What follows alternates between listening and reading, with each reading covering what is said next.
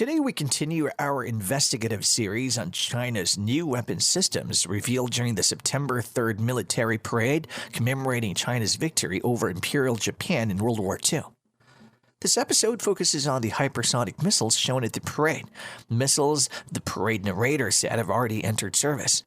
We'll compare four missiles, the hypersonic YJ-17, the YJ-19, and the YJ-20, and for baseline comparison, the already known YJ-21. I'll cover their capabilities, mission roles, and launch platforms. All four are hypersonic weapons. Most are described as anti-ship missiles or precision land attack weapons intended for use against high-value targets in heavily defended airspace while carrying conventional warheads, although many experts believe they could be adapted to carry nuclear warheads. First, the YJ-17.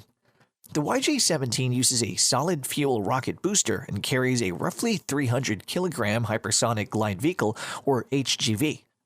After the boost, the HGV separates and conducts high-speed, maneuvering flight to evade interception. Its flight profile includes climbing to a high altitude and then dipping lower mid-flight to reduce detection in interception windows. At that lower height, it can still maneuver at hypersonic speeds. Estimated range is about 1,600 to 2,500 kilometers, with a top speed of around Mach 8, roughly 9,800 kilometers per hour. The YJ-17 appears to be shipborne, likely launched from the Large Universal Vertical Launch System (UVLS) of the Type 055 destroyer. It's probably too large for standard VLS cells on the Type 052D destroyer or the Type 054A frigate, unless those platforms are specially modified. Among the missiles discussed here, the YJ-17 is the closest Chinese analog to the Russian Avangard hypersonic missile. Next, the YJ-19. The YJ-19 is an air-launched hypersonic weapon that uses a rocket booster for launch and then transitions to a hydrocarbon-fueled scramjet engine once it reaches about Mach 3. Scramjet propulsion enables sustained hypersonic cruise by burning atmospheric oxygen, but the engine needs to reach Mach 3 before the scramjet could take over, hence the use of booster during launch. The YJ-19 flies a low-altitude hypersonic cruise profile, lower than an HGV and comparable to supersonic cruise missiles in altitude, and it conducts hypersonic maneuvers to avoid interception.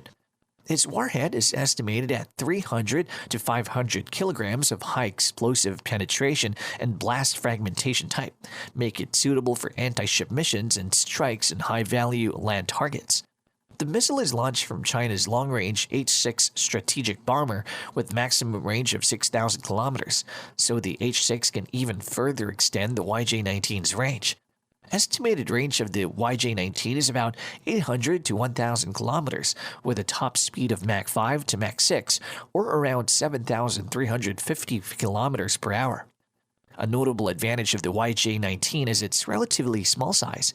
It may be compatible with regular VLS cells on Chinese destroyers and frigates and could theoretically be adapted to be launched from the 533mm torpedo tubes of the Type 093 Shang-class nuclear attack submarine. Some analysts speculate future submarine launch variants could exist, though that remains speculative for now. The possible torpedo launch is significant because the YJ-19 wouldn't take up space on other missiles carried by the submarine VLS. Third is the YJ-20.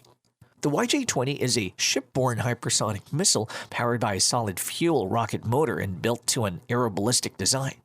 Launched from large UVLS cells, again likely aboard the Type 055 destroyer, it carries a high explosive blast fragmentation warhead ideal for anti-ship strikes and strikes on high-value land targets. The YJ-20 flies a high-altitude, quasi-ballistic trajectory, unlike the low-altitude hypersonic cruise profile of the YJ-19.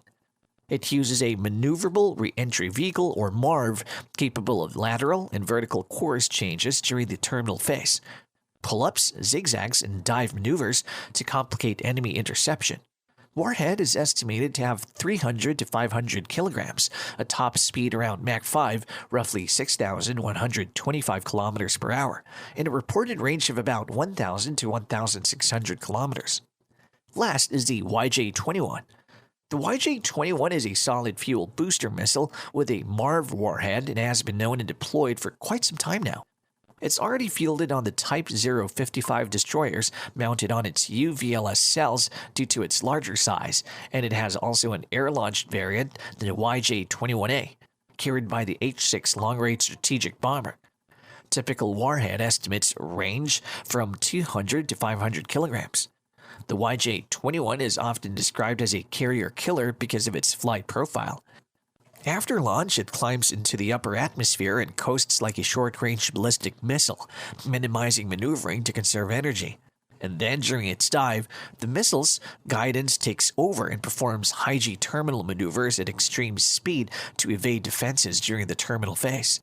Estimated range is about 1,000 to 1,500 kilometers, with a top speed around Mach 10 to Mach 12, or as high as roughly 14,701 kilometers per hour. Final thought. These four systems show China is pursuing multiple hypersonic approaches simultaneously: high-altitude HGVs, scramjet-powered hypersonic cruise missiles, and maneuverability quasi-ballistic re-entry vehicles. Each profile and the choice of launch platform treats detection signature, range, payload, and integration constraints differently. Together, they reflect a layered effort to penetrate advanced air defenses and hold high-value maritime and land targets at risk.